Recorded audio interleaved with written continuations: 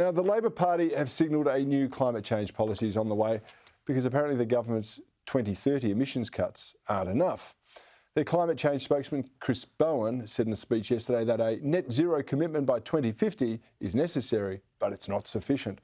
The target must be backed by policies and mechanisms that can deliver it. He also said that, and I quote, climate policy is jobs policy and regions will be at the centre of Labor's climate and energy policy.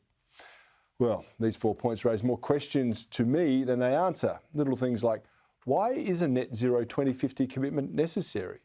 Will it have any impact on the climate? And what policies and mechanisms does Labor have to actually meet its goal? How many jobs and in what industries will actually be lost? And once you discount government-supported roles, where are the climate jobs to replace them?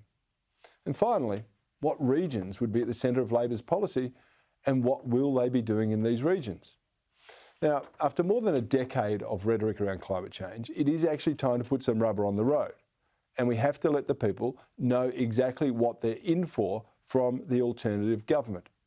Now, I tried to reach out to Labor. I didn't get any takers. So here to help me with the answers is former Resources Minister, Senator Matt Canavan of the Nationals. Senator Canavan, I've got the 4 questions for you here. Welcome to Bernardi. Tell me, why is a net zero 2050 commitment necessary and what impact will it actually have on the climate? Well, of course, I'll deal with your second question first, Cory. Australia only emits 1.3% of the world emissions, so a net zero target will do absolutely nothing for the climate from here. What we'd need, of course, to have any material impact on our weather is for countries right around the world. I'm here in Parliament House. I'm stuck in Canberra during lockdown. We are not going to change the temperature of the globe from this room, this building here in Canberra. It would require lots of other people to act as well, and including the world's largest emitter, China. China emits as much emissions as we do in 16 days. Much emissions as we do in a year in 16 days. And you've got to ask yourself, do you trust China? If we sign an agreement with them, do you think they're going to reduce their emissions while we do that, while we handicap our industry? Will they do that? I don't think so. And so is a net zero target necessary, you ask? Well, I don't think it's the best policy to even do what the people who wanted to put it in place want. Unless Cory Bernardi and the Labor Party want to get people out of a job, I don't think they do actually want that. What they say they want is a better climate, less cyclones apparently, less bushfires. But they don't have the power to deliver that.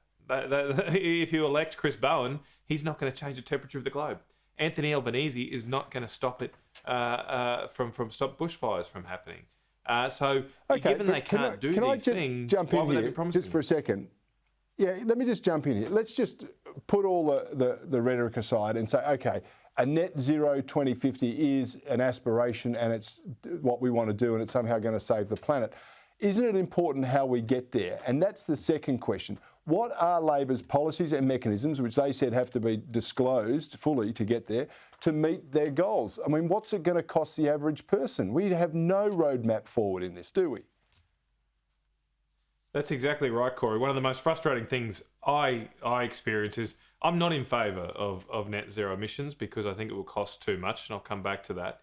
But even putting that aside, when I'm asked, are you in favour of net zero emissions, I often think, well, what law is going to go through this place? I'm a senator, so my main role is to vote in one way or another on different laws that come through the parliament.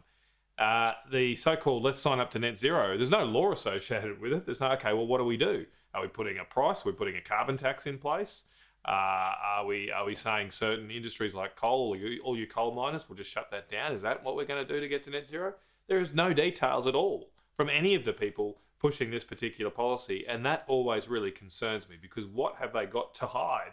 If the methods of getting to net zero were not scary, we're not going to do damage, we're not going to put people out of a job, why don't they just come up front with it? Because the cost of these policies, we know, is astronomical, and that's what they're hiding from us. That's why they won't produce those costs. In fairness, the New Zealand government, they did do this. They did cost it, the New Zealand government. It would show, in equivalent terms, 400,000 Australian jobs would be lost. if the New Zealand modelling is right. And after that modelling, New Zealand exempted its agricultural industry from the net zero target, which is more than half its emissions. So the fact that we're not getting any of that detail scares the bejesus out of me. Well, and it should too. I mean, 400,000 jobs. Plus, we know Labor have lost election after election with an immediate ETS, carbon tax, a cash for clunkers scheme, a 50% mandated electric vehicles, all this sort of nonsense that the people have gone, we don't trust you, we don't believe you about it. You've said there's 400,000 jobs are going to be lost on the modelling from New Zealand. What are the jobs that Labor are saying are going to replace them? How many green jobs are there outside of being subsidised for taxpayers? Well, this notion of green jobs, it's a lot of hand waving. Effectively, it's a bit of sugar to try and make the medicine go down. That's how it's presented. But you really want to know what's in that medicine before you put the sugar on top. And it doesn't amount to much. I mean, right now, there's just over 30,000 Australians employed in the renewable energy industry. There's almost 300,000 Australians in mining. There's over 350,000 in agriculture. There's around 900,000 in manufacturing. This is all from the Australian Bureau of Statistics. And so we're getting rid of those major employers. Where are these other jobs going to come from? Because if you go to, next time you're driving past a wind farm or you see a solar farm, if you're driving around the country, when you're allowed to leave, you're home again, when that happens, go and just park your car and have a look and see, are there many people walking around the solar farm or the wind turbines? There's not. The only jobs in these so-called green energy industries is when you put the things up and then when you have to come back 20 or so years later and take them all down. And we don't really know where we're going to put them and how we're going to dump them yet. That's a whole nother saga. But there's no jobs in between. And all of the panels, of course, all of the wind turbines are made overseas. The panels come largely from Xinjiang, made primarily from slave labour, from Uyghur slave labour.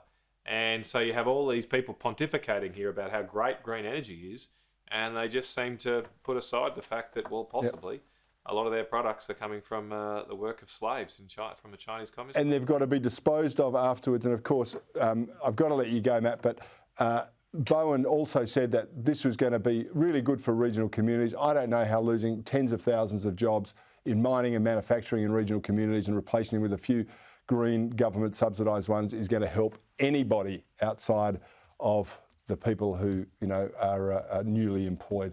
Senator Matt Canavan, love your work. More strength to your arm. Thanks for joining me on Bernardi tonight. Really appreciate it.